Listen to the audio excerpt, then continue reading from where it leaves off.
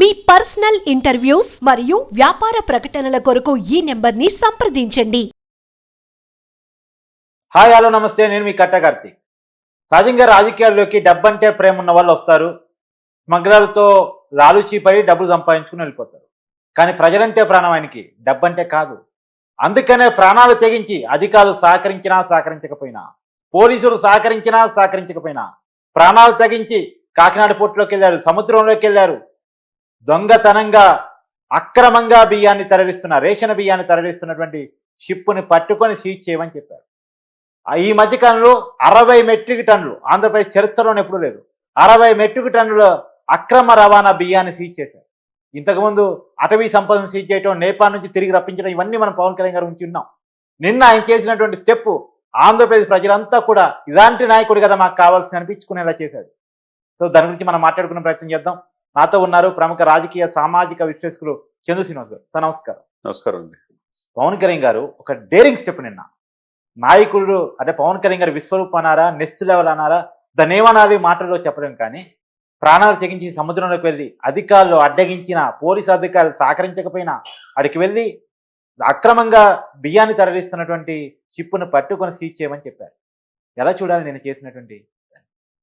డెఫినెట్గా sir, 9 nautical miles సముద్రంలో ఎక్కడైతే షిప్ నిన్న సీజ్ చేశారో కలెక్టర్ గారు పట్టుకొని, దాన్ని స్వయంగా డిప్యూటీ సీఎం గారు పరిశీలించడానికి వెళ్ళాడు. పోర్టు అధికారులు అడ్డు పెట్టారు, అక్కడ వెళ్ళకూడదు, సముద్రం అల్లకొల్లాలం ఉంటుందని. సముద్రం లోపల 9 నాటికల్ మైల్ వెళ్ళి ఓ డిప్యూటీ సీఎం గారు దేశ చరిత్రలో, మనం సినిమాల్లో చూసే రియల్ హీరోలు చూస్తాం కానీ రియల్ హీరోగా దేశ చరిత్రలో ఒక డిప్యూటీ సీఎం సముద్రంలో వెళ్ళి సముద్రపు దొంగల్ని, ఇంటర్నేషనల్ స్మగ్లర్స్ ని, పేదవాళ్ళ బియ్యం, పేదవాళ్ళ నోట్లోకి వెళ్లాల్సిన బియ్యాన్ని పందికొక్కుల్లాగా మెక్కుదామని చూసే అక్రమార్కులకి ఏమంటారు కార్తీక్ గారు? నిన్న ఒక హెచ్చరిక జారీ చేశాడా కార్తీక్ గారు? జారీ చేశాడు, ఖచ్చితంగా హెచ్చరిక జారీ చేశాడు సార్. ఒకటి, దేశమును ప్రేమించమన్నా, మంచి అన్నది పెంచమన్నా, వట్టి మాటలు కట్టి పెట్టవాయి, గట్టి మేలు తలపెట్టవాయి. మహాకవి ఎవరు? గురజాడ అప్పారావు గారి వర్ధంతి ఈరోజు. అవును, ఈరోజే. అంటే ఇంత మంచి మాటలు పెట్టి చెప్పిన గురజాడ దేశాన్ని ప్రేమించమన్నాడు, దేశాన్ని దోచేయమన్నా, ఒట్టి మాటలు గట్టి పెట్టన్నాడు. మాటలు చెప్పొద్దు రాజకీయ నాయకులాగా అన్నాడు. ఈయన మాటలు చెప్పలా. అవును, ఆ రోజు ఉభయ గోదావరి జిల్లా వారాహి యాత్ర చేపట్టినప్పుడు కాకినాడ పోర్టు కేంద్రంగా వేలాది టన్నులు అక్రమంగా సరఫరా అవుతుంది, దీన్ని కట్టడేయాలన్నాడు. మరి దశాబ్దాల తరబడి పార్టీలు, అనేక ప్రభుత్వాలు వచ్చి వెళ్ళిపోతున్నాయి కదా, ఎవరైనా లేవనెత్తారా ఆ పాయింట్ని? చెప్పాడు. ఉభయ గోదావరి జిల్లాకి వైసీపీకి 0గా పరిమితం చేసి, మరి 4 మాసాల ఈ ప్రభుత్వం వచ్చినా చర్యలు తీసుకోలేకపోతారు ఏంటి అని అందరూ అనుకున్నాం, మనం కూడా అనుకున్నాం. కానీ దీనికి కారణాలు ఏంటని నిన్న చూస్తే ఆశ్చర్యపోయే విధంగా, చివరికి డిప్యూటీ సీఎంనే 2 మాసాల నుంచి ఎలనీయలేదంటే, సరే ఈ పాయింట్ కనే వస్తాను.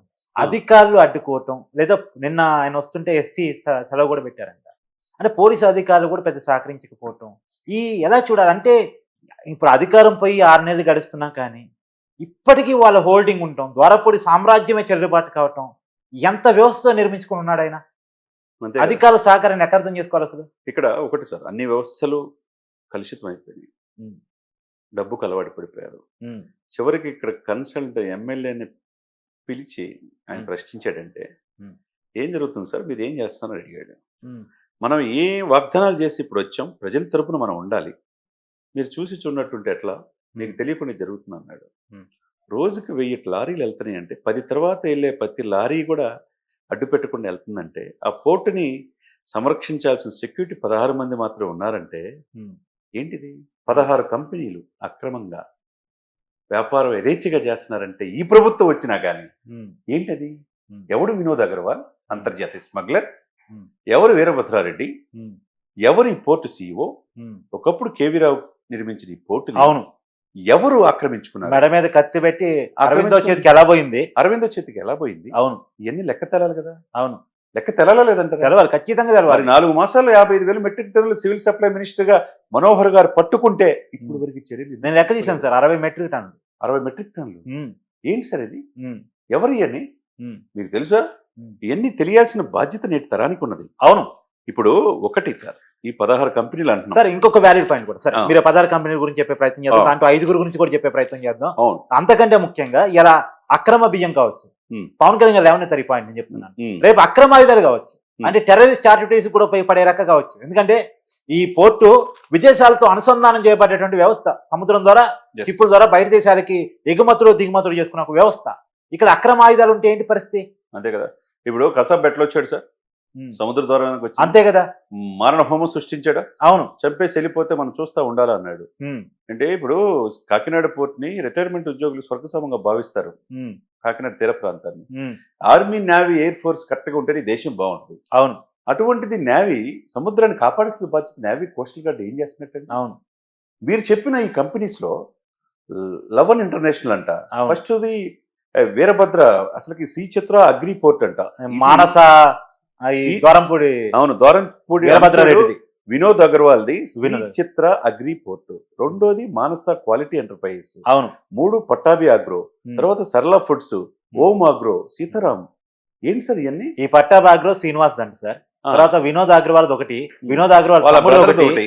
భాస్కర్ రెడ్డిది ఒకటి, తర్వాత ఈ ద్వారంపూడి వీరభద్రరావు ఒకటి. ఈ 5గురే మొత్తం కీరోలు, ఈ 5గురు అంట సార్. పేదవాడి బియ్యం ఖర్చు అవుతుంది 41 రూపాయలు, కేంద్రానికి కానీ రాష్ట్రానికి సబ్సిడీ మీద ఇస్తున్నారు, రూపాయి కూడా తీసుకోకుండా పేదవాళ్ళకి పంచుతుంటే వాళ్ళు నాణ్యత లోపం, దొడ్డు బియ్యం అని చెప్పేసి దాన్ని 10 రూపాయలకి మార్కెట్లో అమ్ముకుంటుంది.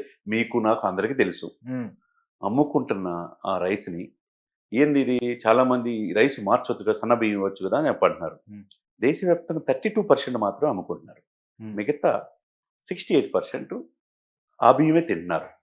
ఓకేనా? అవును. బియ్యం మామూలు మంచి బియ్యం ఇవ్వకూడదని లేదు, ఉన్న పాలసీ రీత్యా దీన్ని కూడా పాలసీ మార్చడానికి సెంటర్లో మాట్లాడుతున్నారు. ఇప్పుడు ఈ బియ్యం 41 రూపాయలు అయితే ఇంకొకటి కూడా సార్, రైస్ లో తినరేమో గానీ పిండి పట్టుకుంటారు, పిండి పట్టుకుంటారు, అట్టుపిండి అని చేసుకుంటూ ఉంటారు. ఇప్పుడు 41 రూపాయల బియ్యం అయితే ఆ 40 ఆ 10 రూపాయలకి మీరు కొని రీసైక్లింగ్ చేసేసేసి దాన్ని 75 రూపాయలకి మార్కెట్లో అమ్ముతున్నారు సార్. ఇది ఇంటర్నేషనల్ స్మగ్లింగ్ కాక ఏమంటారు సార్? అవును. ఒక ఎవరు ఈ వీరభద్రారెడ్డి ఎవరు, లేకపోతే దొరంపూడి చంద్రశేఖర్ రెడ్డి ఎవరు, వెంకటేశ్వర రెడ్డి ఎవరు, అసలు ఎవరు సార్ వీళ్ళంతా? తండ్రి కొడుకులు అందరూ ఈ అవినీతి సామ్రాజ్యం నెలకొల్పితే civil supply rice millers association అంతా వాళ్ళ నాన్నగారి చేతిలోనా? పోర్ట్ అంతా వీరభద్రారెడ్డి వాళ్ళ బ్రదర్ చేతిలోనా? ఈయనేమో మొత్తం లైజనింగ్ చేస్తాడా? వినోద్ అగర్వాల్ తో డాన్సులు చేస్తాడా? ఏంటి సార్ ఇది? ఇప్పుడు కూడా నిమ్మక నీరెత్తినట్టుంటే లా అండ్ ఆర్డర్ కూడా నాకు తెలిసి ఆయన ఎన్ని శాఖలైనా సమర్థవంతంగా చేస్తున్నాడు. నీకు తెలియదేముంది? 4 ఇచ్చినా 5 ఇచ్చినా ఎన్ని ఇచ్చినా చేస్తున్నాడు. చూసావుగా 3 రోజుల్లో ఢిల్లీలో ఏమేమి 7 ప్రాజెక్టులు టూరిజం తీసుకొచ్చింది తెలుసు, కాళేశ్వరం నిధులు తీసుకొచ్చింది తెలుసు, ప్రతి ఇంటికి గ్రామ కుళాయిల కోసం 25,000 కోట్ల రూపాయల జల్ జీవన్ మిషన్ శాంక్షన్ చేయించింది తెలుసు, గండికోటతో పాటు అఖండ గోదావరి ప్రాజెక్టుకి 144 కోట్లు శాంక్షన్ చేయించింది తెలుసు. కాబట్టి ఏ శాఖ న్యాయం చేయగలిగిన వ్యక్తి చంద్రబాబు నాయుడు గారు కాదంటలే. ఇక్కడ ఆయనలా చంద్రబాబు నాయుడు గారు ఇక్కడ వివేకంతో ఉంటాడు.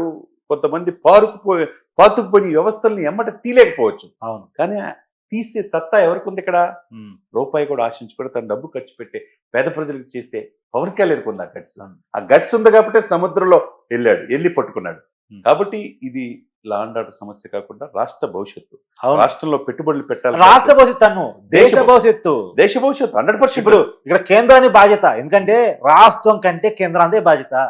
ఎందుకంటే కేంద్ర ఇంటెలిజెన్స్ ఏమైతుంది, ఇక్కడ నుంచి అక్రమ బియ్యం తరలిస్తుంటే విదేశాలకు వెళ్తుంటే రాష్ట్రాలు కాదుగా మారుతున్నాయి, దేశాలు మారుతున్నాయి కదా. ఇది దేశాలు మారుతుంది, దేశద్రోహం కింద సార్, ఖచ్చితంగా దేశద్రోహం కింద ఖచ్చితంగా సిబిఐ ఎంక్వైరీ చేయాలా. దీనితో పాటు ఆర్మీ, నేవీ, ఎయిర్ ఫోర్స్ దాని మీద నిఘా పెట్టాలి.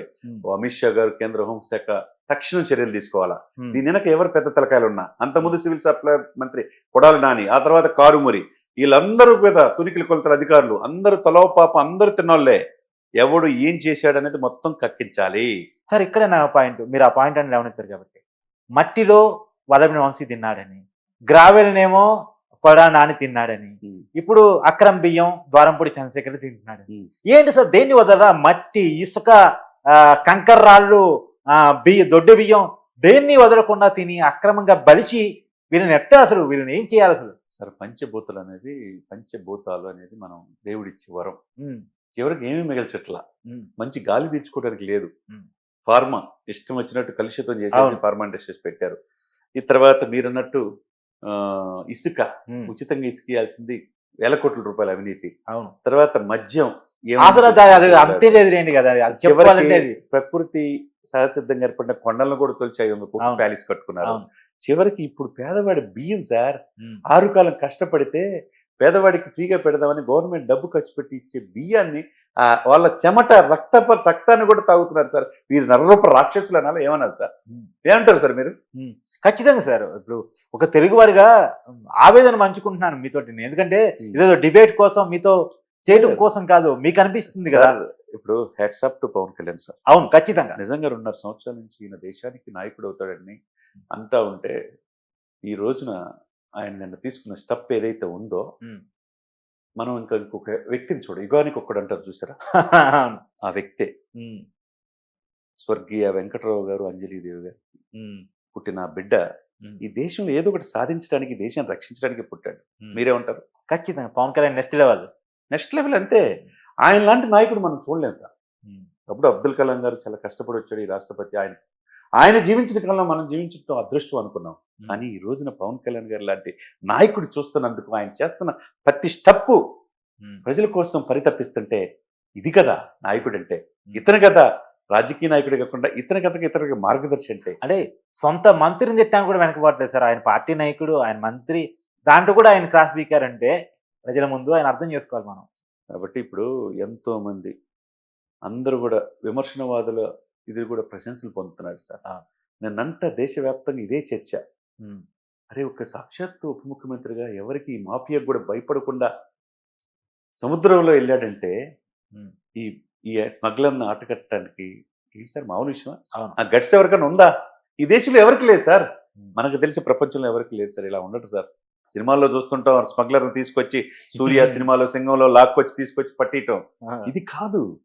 ఫైట్లు గీట్లు 4 నిమిషాలు 3 గంటలు అయిపోద్ది. అది ఇది దశాబ్దాల తరబడి. అదే రియల్ సింహం, ఇది రియల్ సింహం. డెఫినెట్ గా పవన్ కళ్యాణ్ గారిని మనం టీవీ సాక్షిగా మనం అభినందించాలా. ఇటువంటి నాయకులు దేశానికి కావాలి. అటువంటి వ్యక్తిని స్ఫూర్తిగా పొందాలి. కాబట్టి ఆలోచించుకోవాలి. ఇకనైనా ఇటువంటి దుర్మార్గుల్ని కుక్కటి వేలతో పెకలించి వేయాలి. మూలాలు ఎక్కడున్నాయి, దీని వెనక ఎవరున్నారు, తలకాయలు, పెద్ద తలకాయలు కూడా మొత్తం కూడా బయటికి రావాల్సిన సమయం ఆసనమైంది. చంద్రబాబు నాయుడు గారు, పవన్ కళ్యాణ్ గారి నాయకత్వంలో రాష్ట్ర ప్రజలు కోరుకుంటుంది ఏంటంటే, ఈ మూలాలు బయటపడాలి, ఈ మూలాలు పునాదులతో సహా పికిలించబడాలి అనేది మాత్రం కోరుకుంటున్నారు. Thank you sir. Thank you.